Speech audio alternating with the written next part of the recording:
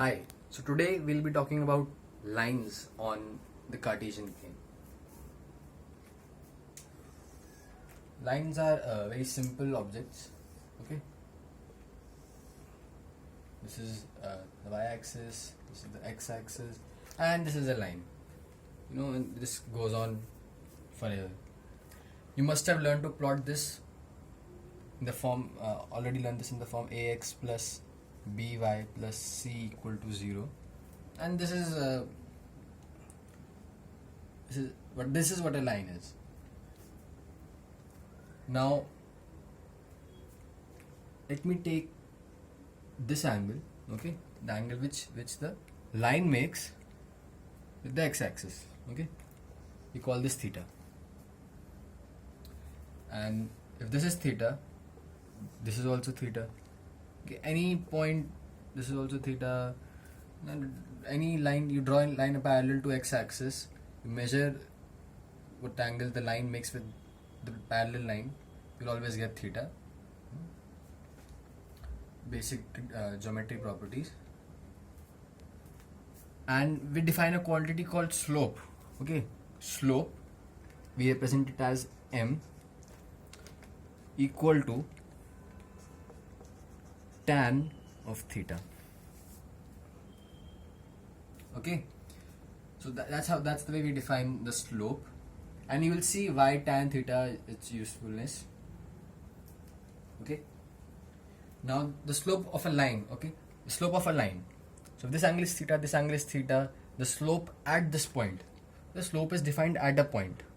Slope at this point, slope at this point, slope at this point will be the same, because theta doesn't change. Tan theta will also stay the same. The slope will stay the same. The slope of a line is constant. Slope doesn't vary with x. Now let us look at slope in the form in terms of x and y. So let me remove these lines. Okay. Say you are at this point. This makes an angle theta, and you move some distance.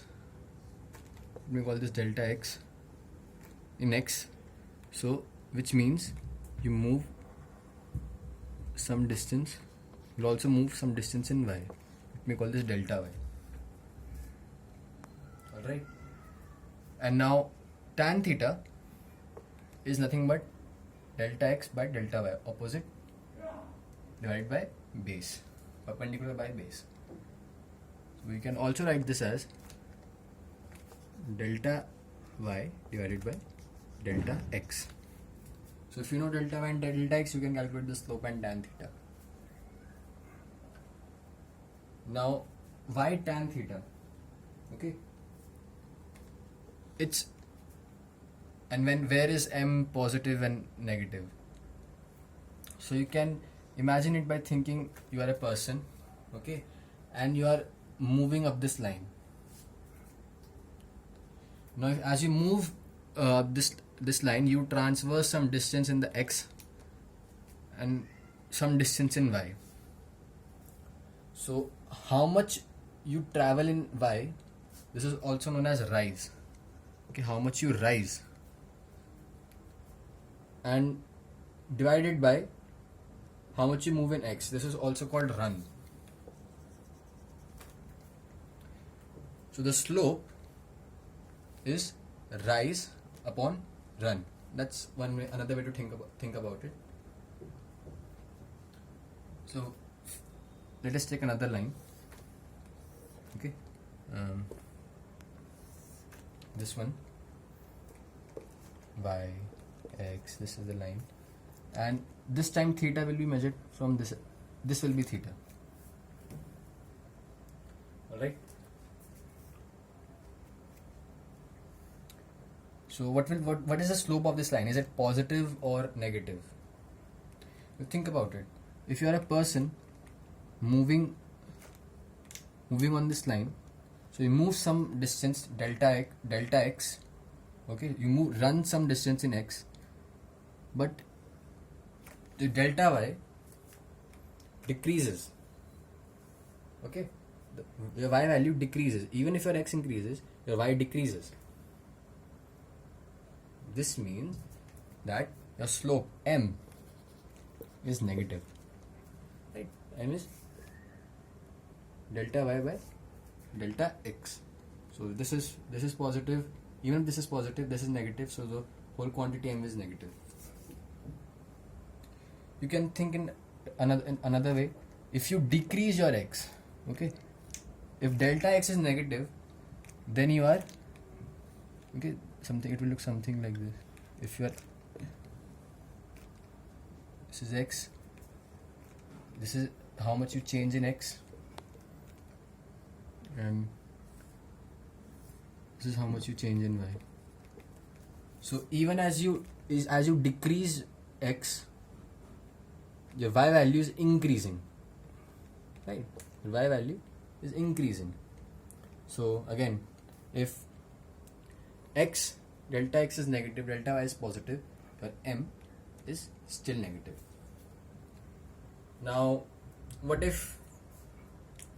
how do we perceive m is equal to 0?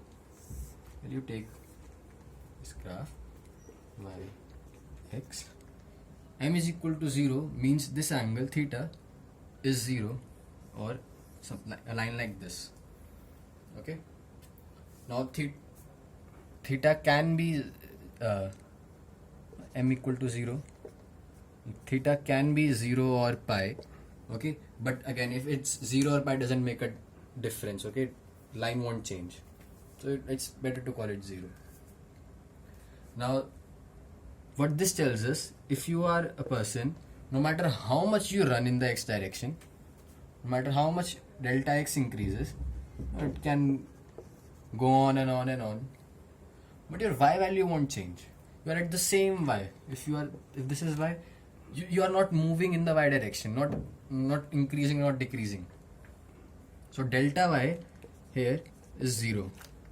So m is delta y by delta x, which is 0. So this is the physical meaning of m equal to 0, a straight line parallel to the x-axis. Now as you move, so first we were like something like this, okay, negative slope, then slope was increasing and increasing, then it became 0, and now it has become positive. So as you might have guessed, positive line with a positive slope looks something like this, something which we have already drawn, taken as an example. And if you move along the x-axis, you're increasing your x, you're increasing your y, delta y is positive, delta x is positive, so you get m is positive in such lines. If you still increase m, okay, this is m, you keep on increasing it, something like this. So even if you move a little distance in x, you move a large distance in y.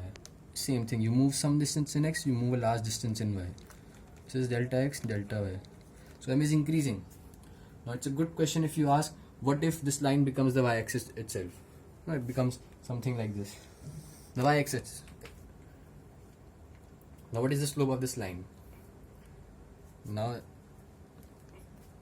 the slope will be tan pi by 2, which is not defined, okay?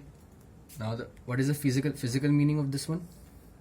Well, even if you move a very, very small distance in x, you're already at the top. You have already reached infinite y. You know, a physical meaning would be like something like a wall, a very flat wall. This would be an incline. This can be an incline, downhill. This can be uphill. This can be a road, and this can be perfectly straight wall. So it's not defined. Here you can kind of say it's infinity, because even if moving very, very small distance in x, you are going infinitely up in y. Okay. This is the meaning of. These are the meanings of various forms of slopes. And notice, once you have reached this position, and now you try to increase your theta, you will get this case where m is lesser than 0. You get this case. You can also measure theta from this line. This will be pi minus theta, but then tan pi minus theta is same as tan theta, so it doesn't make a difference. Now that we have seen various features of m, how will m increase or decrease for a line, okay, let us look at a general form of y. For example, if I give you these constants a, b and c, and I put in a value of x, you will get a value of y. So we say y is a function of x. We will be studying functions later. So we need y as a function of x. So we input x, we get y as a function of x. So let us see what is y as a function of x using the slope. So this is a condition, and we need to find y of x. Now we know that slope m is tan theta, which is delta y by delta x, and you can write delta y by delta x as y2 minus y1 upon x2 minus x1. This is what we mean by delta y and delta x. Now graphically it looks something like this. You know this is perpendicular, this is 90 degrees, this angle is same as this one.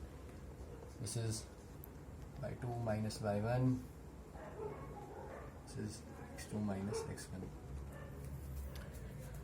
Now we can use these two to find y as x. With if m is known, we can find y of x. So y m equal to y2 minus y1 upon x2 minus x1, which implies that y2 minus y1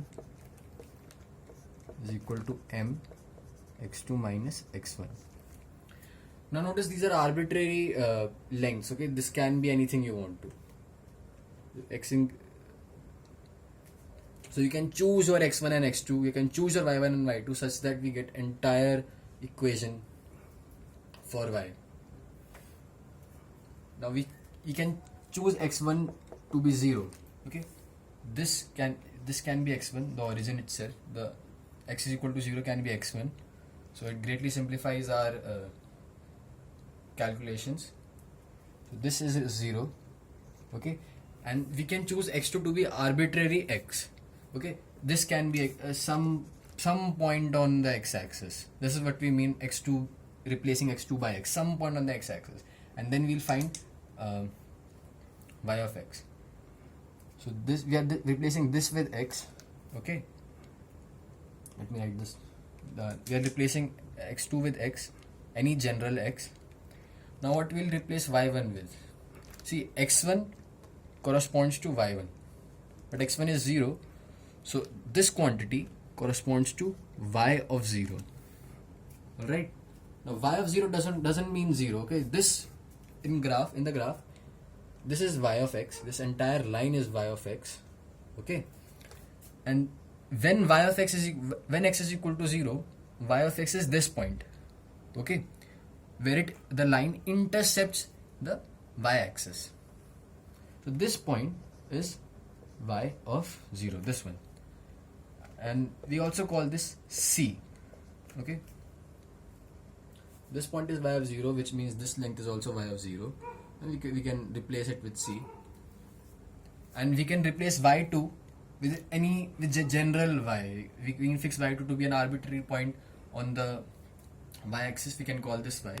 So we get y, general point on the y-axis, minus y of 0, okay, to be m into x, an arbitrary point on the x-axis, minus 0. We choose